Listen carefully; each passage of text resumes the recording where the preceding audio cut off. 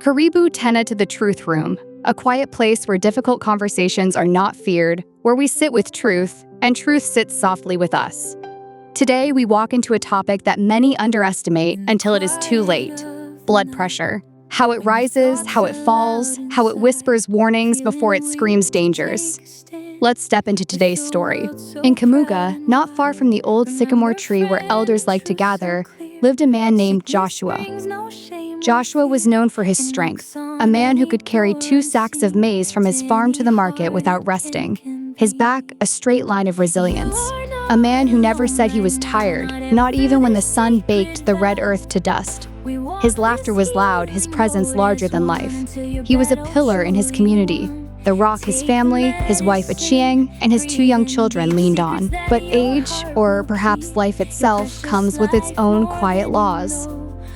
One day, Joshua began waking up with pounding headaches, a tight band of pressure around his skull that no amount of rubbing could ease. Some afternoons, as he bent to tend his charcoal stove, the world would tilt suddenly, and he would have to steady himself against a wall.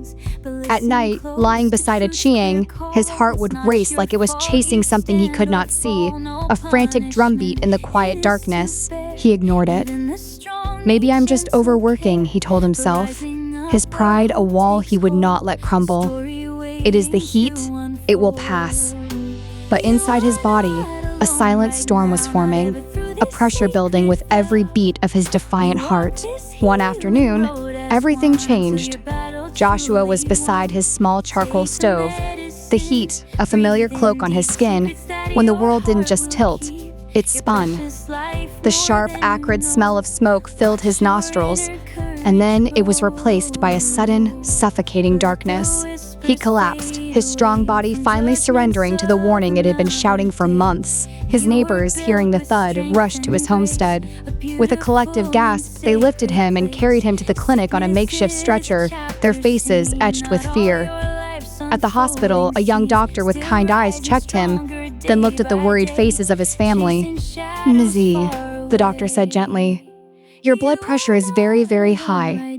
It is like carrying a heavy sack of maize on the inside of your blood vessels every single second of every day. Your heart is working far too hard."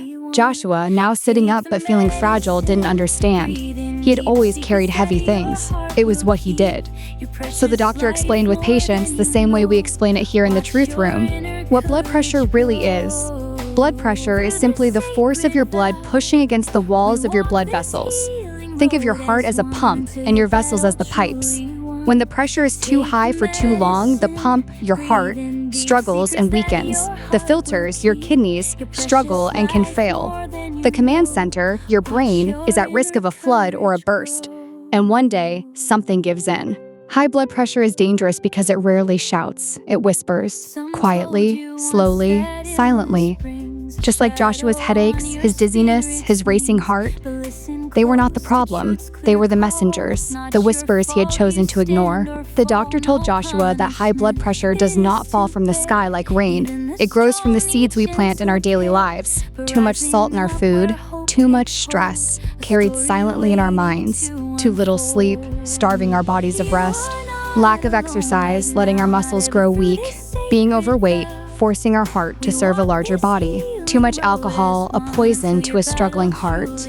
Family history, a legacy we cannot ignore.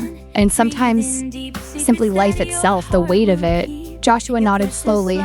Each point, a small stone of truth added to the weight of his understanding. He realized he had collected almost all of them, carrying them just like he carried those sacks of maize. The doctor looked at him and said, "Blood pressure does not rise in a day, and it cannot drop in a day. But it can be controlled. You can live a long, full life if you are willing to listen to your body." For the first time, Joshua felt a cold fear. Not of death itself, but of what it would mean, of leaving Achieng alone, of missing his children's weddings, of not seeing his grandchildren, of all the years still waiting for him, years he now realized he desperately wanted. So he decided to change. Joshua went home and looked at his kitchen. He threw away the salt shaker. At first, the food tasted bland, like a song without melody. But he learned to use spices, herbs, and the natural flavors of vegetables he had once overlooked. He replaced heavy red meat with grilled fish and chicken. He discovered that the right food is not a punishment. It is medicine that tastes wonderful. He started walking every morning. At first, only to the gate of his compound, his legs aching, his breath short. It was humbling. Then to the neighbor's fence. Then around the whole village, a slow, steady rhythm that became his prayer. Movement became his friend. Not a punishment, not a pressure, but a celebration of a body that could still move. Joshua learned something many men struggle with. Talking helps. Holding everything inside kills slowly. He went to his friend, the one who had helped carry him to the clinic, and for the first time he admitted, "I am scared. I am tired of being strong all the time." He shared his worries. He prayed, not for strength, but for peace. He rested without guilt. He breathed slowly when stress rose, feeling his shoulders lower. And when the mind calms, the body follows. This was the hardest part. Joshua did not like the idea of tablets, of being dependent on them. But he learned that skipping even one day can send that pressure climbing back up, undoing weeks of hard work. The doctor told him, "Your medicine is not for when you feel bad. It is for preventing you from ever feeling that bad again." So he took it daily.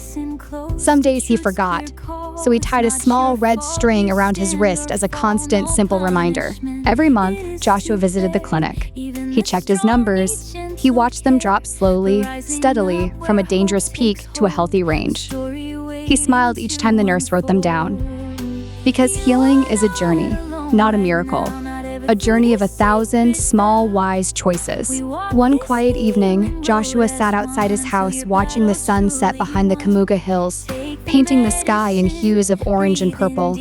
His breath was steady, his heart was calm.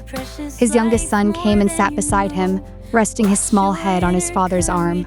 Joshua looked at his strong, calloused hands, hands that had built his home and provided for his family, and he whispered to himself, "My body spoke. This time I listened." And that listening saved his life. Dear listener, dear viewer, dear friend, high blood pressure is silent, but you do not have to suffer in silence. Listen to your body, check your numbers, eat wisely, move daily, reduce stress, take your medicine, talk to someone. Your life is precious. Your heartbeat matters.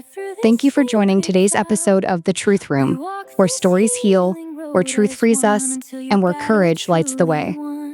Until next time, take care of your mind, your heart, and your health. Will keep your precious life more than you know.